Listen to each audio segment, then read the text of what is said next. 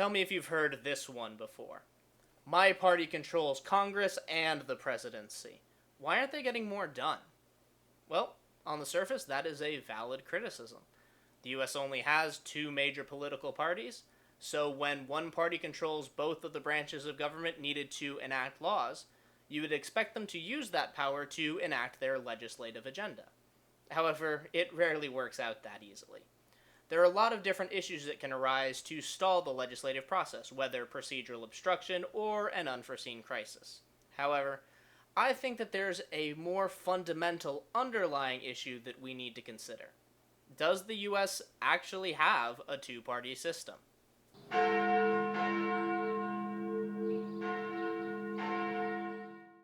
In order to answer this question, the first thing we're going to have to do is define what makes something a political party. The Encyclopedia Britannica defines a political party as a group of persons organized to acquire and exercise political power. However, there are a lot of groups that meet this definition that we normally don't consider parties, such as political action committees, lobbying groups, and other nonprofits that focus on specific political missions. These organizations are formed in order to acquire and exercise political power. However, they lack one key component that only political parties have.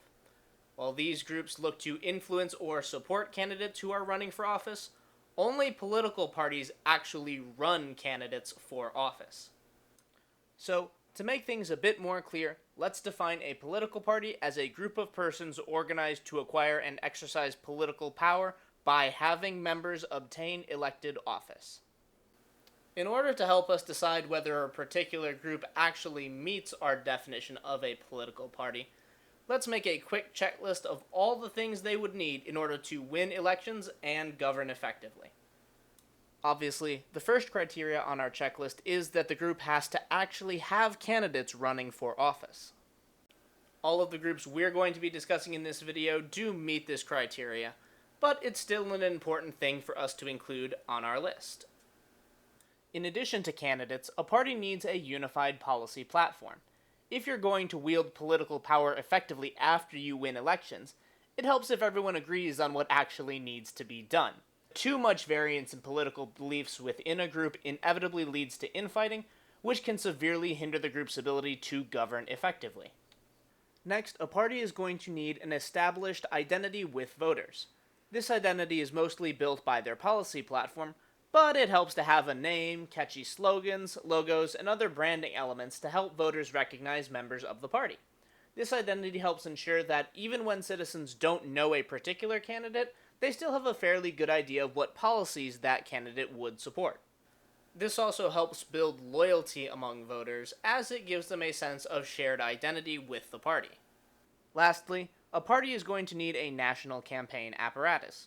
As you might imagine, running for office is complicated and expensive. Raising funds, recruiting volunteers, and filing the appropriate legal paperwork for ballot access are just some of the many tasks a party needs to accomplish in order to even have a chance at winning political power. Individual candidates can certainly do this on their own, but it does help to have the support of a party. This national infrastructure also allows the party to take resources away from very safe races and move them into more competitive ones, hopefully allowing them to win more elections and therefore expand the amount of political power that they have. Now that we have our criteria, let's look at the two major parties in the United States and see how they measure up. We'll start with the Democratic Party. Since we know that they have candidates, our first question will be, do they have a unified platform? And the answer is, not really. Infighting between moderate and progressive members has dominated Capitol Hill in recent years and has caused many delays in implementing President Biden's legislative agenda, though recently they have been able to find some areas of compromise. This struggle has also been a theme in recent Democratic primary elections, as both groups try to bring their differences before the voters in an attempt to gain more political power within the party. Progressives in particular have worked very hard to make an individual name for themselves, even forming their own legislative caucus and campaign organizations. Given this internal divide on policy, I can't say that the Democratic Party's platform actually unites its members. On to our next question. Do they have a stable identity with voters? While most voters know that the Democratic Party is a center-left party, the conflicts we have just discussed have left some voters concerned as to whether the Democratic Party's core tenets will remain as they are, or shift more to the left under the influence of progressives. Despite this uncertainty, issues such as labor protection, education, climate change, and civil rights are commonly associated with the Democrats, even if that party's members have trouble deciding exactly what needs to be done about these issues. They also draw very clear distinctions between themselves and Republicans, so we'll give them a check for this one. Lastly, do they have a national campaign apparatus? Yes, they do. Institutions like the DCCC and other affiliated PACs have been successful in raising money to help support candidates in key races, and there haven't been any major intra-party conflicts regarding fundraising. Despite some hotly contested primaries, the Democratic Party has been able to unite behind its general election candidates and provide them with critical support in their campaigns. Based on this assessment, I think the Democrats fulfill this requirement pretty well. Looking at our checklist, it seems like the Democratic Party didn't meet all of our criteria, and so we can't call them a political party. Now let's turn our attention to the Republican Party. Like their Democratic counterparts, they have candidates running for office, and they have also had some issues with establishing a unified platform for the party. Since the Tea Party movement began in 2010, there has been an ongoing power struggle between the more establishment members of the party and the new, more populist cohort currently led by former President Donald Trump. Over this period, not one, but two Republican speakers of the House were so fed up with the party's inability to agree on a legislative agenda that they retired from politics entirely. Additionally, in both the 2020 and 2022 elections, the national GOP did not put out a party platform at all. With all this in mind, I think we can safely say that the Republicans do not have a unified set of policy goals. When it comes to establishing their identity with voters, the Republican Party has developed a very definitive brand as a right-leaning party.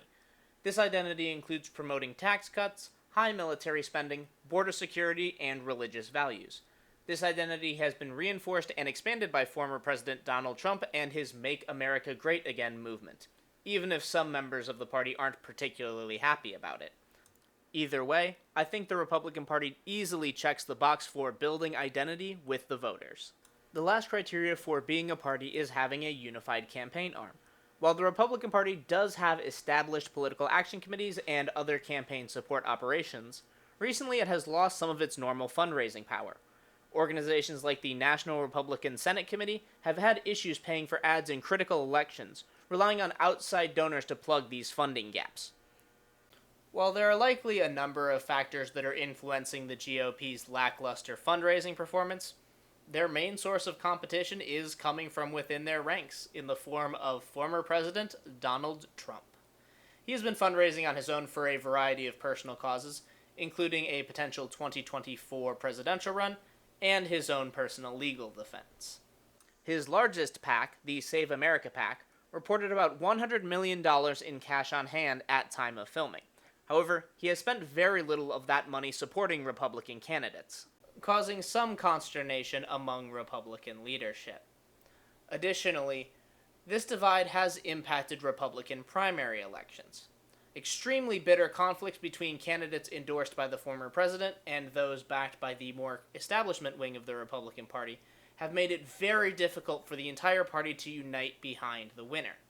Given these conflicts in both fundraising and candidate support, I think we can safely say that the Republican Party's campaign arm isn't operating quite as well as we would expect from a functioning political party. When we compare our assessment of the Republican Party against our checklist, we can see that they also don't qualify as a political party. So, if the two groups that we thought were political parties aren't actually political parties, what are they? When I look at the internal conflict that plagues both Republicans and Democrats, it reminds me a lot of the coalition governments that you see in countries with multi-party democracies. In these systems, parties with different political ideologies agree to cooperate in order to achieve a majority in government and enact certain shared policy goals. For example, following a snap election in 2017, the United Kingdom's Conservative Party came up 9 seats short of an outright majority. In order to retain power, Prime Minister Theresa May struck a deal with the Democratic Unionist Party, or DUP, in order to provide the Conservatives with the seats that they needed. Despite their many differences, the two parties were able to craft a governing agreement on a narrow set of shared goals, including finalizing Brexit and certain financial policies.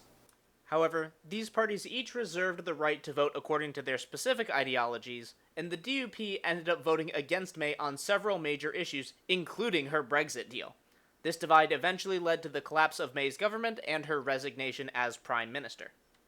There are many similar stories regarding defections within U.S. politics, where major legislative goals were defeated by a small faction within the governing majority.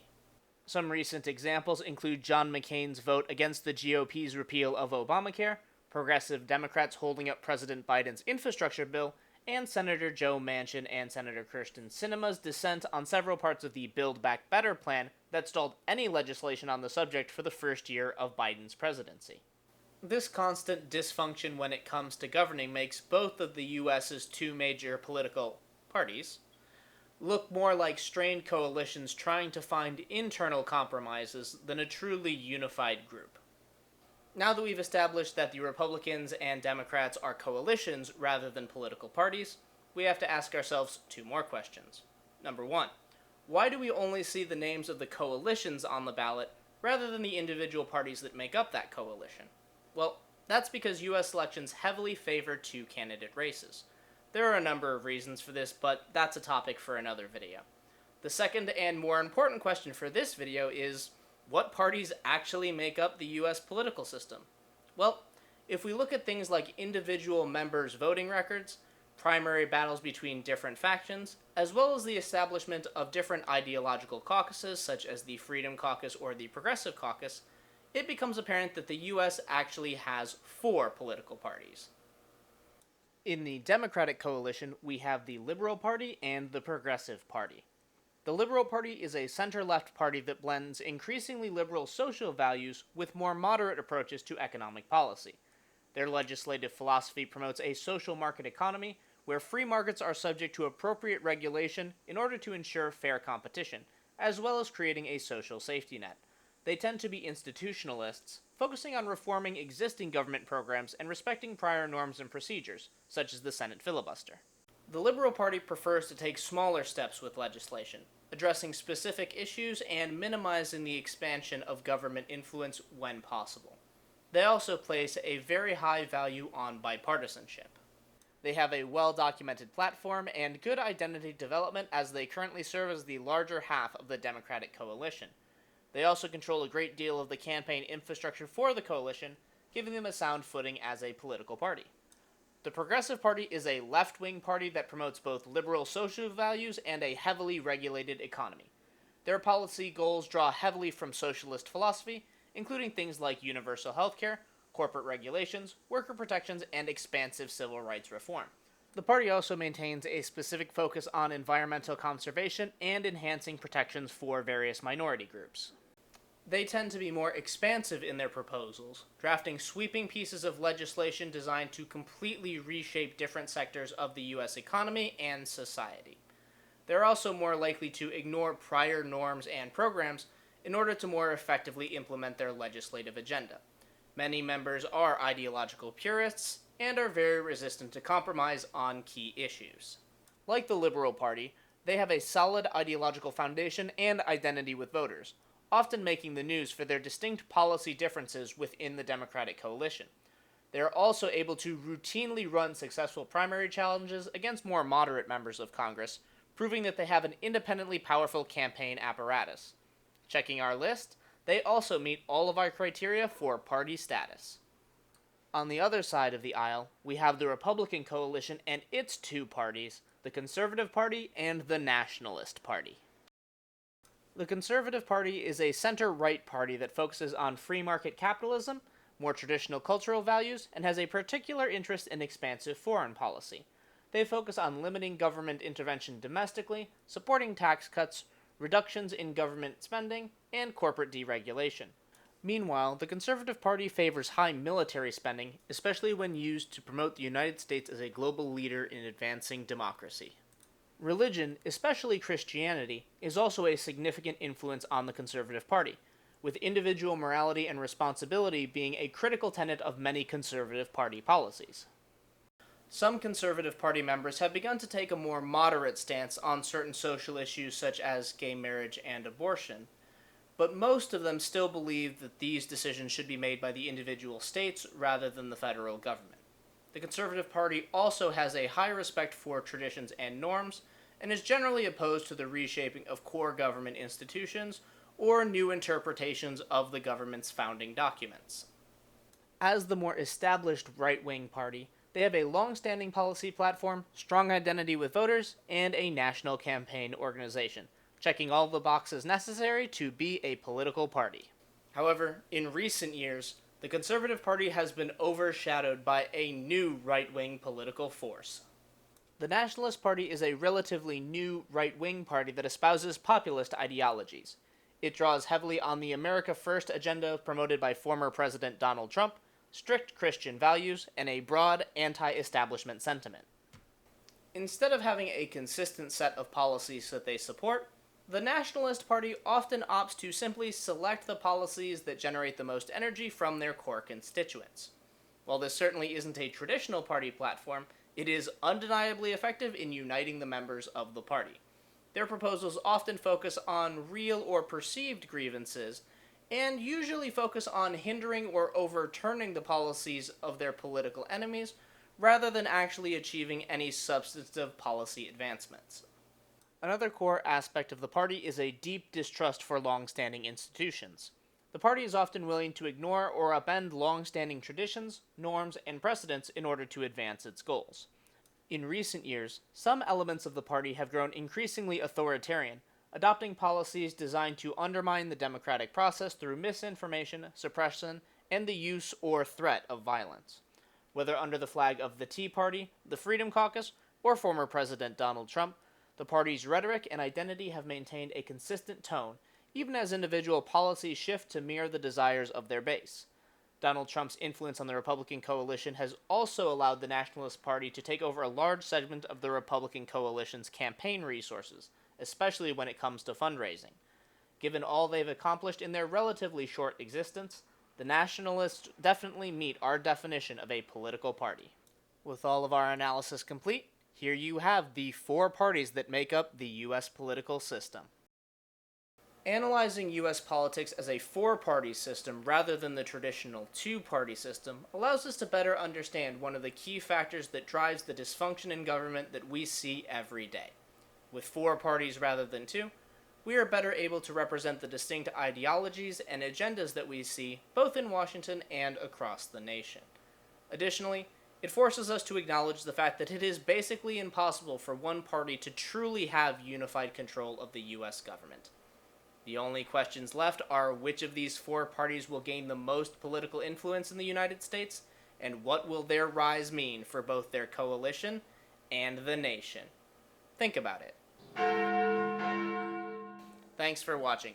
If you want to see more of my content, subscribe to the channel and make sure to hit the bell icon so that you get notified whenever I post new videos. If you want to support me on my other social media platforms, all the links you need will be in the video description below. If you have any questions about this video or another topic that you'd like me to discuss, leave me a comment and I'll do my best to get you an answer. Thanks again for watching, and have a great day.